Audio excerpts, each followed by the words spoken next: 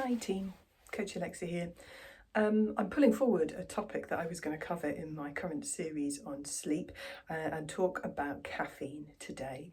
So we are looking at various different alcohol-free alternatives most of the time these days. So some great alcohol-free beers out there, and at the weekend we tried a new thing which is kind of like a wine alternative that's alcohol-free.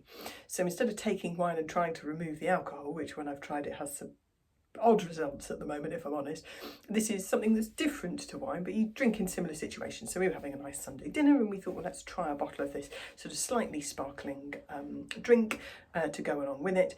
That's a blend of different sort of fruit juices, some of them fermented to give it a little bit of that interesting taste and fizz.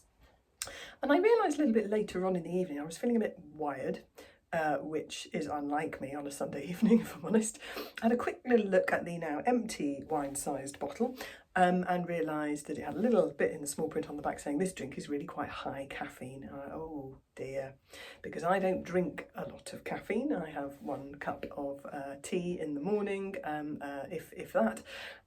So I'm quite caffeine sensitive, and it all unfolded that evening that my planned relaxing afternoon and early night led to me lying awake for 2 or 3 hours staring at the ceiling because there was way more caffeine going around my body at later on in the day than I'm used to, and more caffeine in general than I'm used to. So I'll be looking into the other ingredients in these alcohol-free alternatives soon.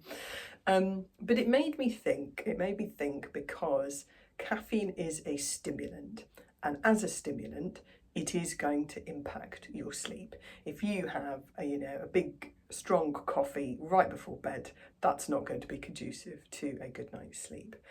And it's also worth remembering that caffeine has quite a long, what's called a half-life. So one of the ways that drugs are measured is how long lasting their effect on the body is, how quickly the body metabolizes them, turns them into something else and gets rid of them. So something like nicotine, for example, has quite a short half-life. The body deals with it and dumps it quite quickly.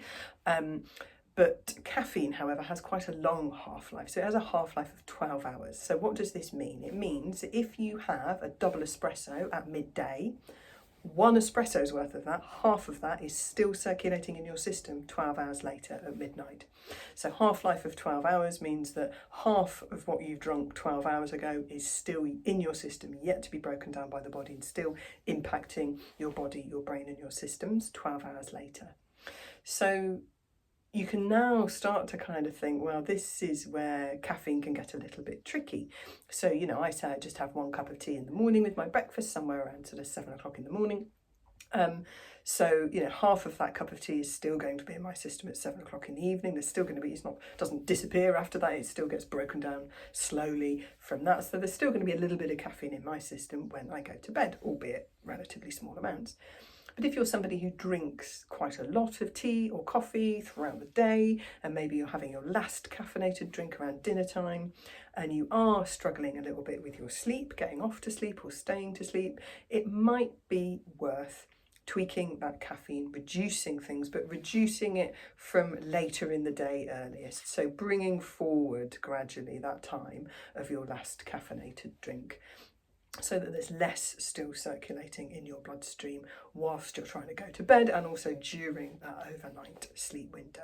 So the more you can pull forward that time when you have your last caffeinated drink and reduce your overall caffeine intake, the better you will generally sleep. One top tip would be to reduce and make changes to caffeine intake quite gradually.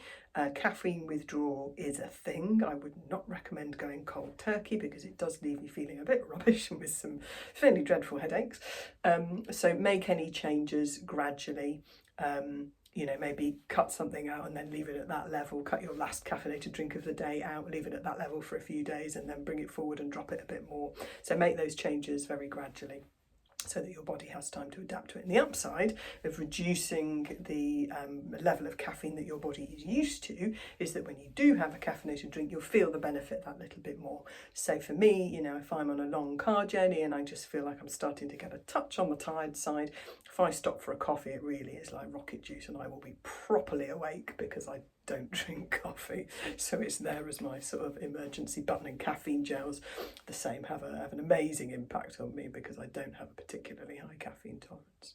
Anyway, I hope that's useful. If you are struggling with sleep and your caffeine intake is on the higher side, and different people's caffeine sensitivity is different, so for you it might not need to be that high to be having an impact. It might be worth reducing that overall caffeine intake, but absolutely pulling forward the time of the day where you have your last caffeinated drink of the day. And watch out for hidden caffeine in alcohol-free wine alternatives.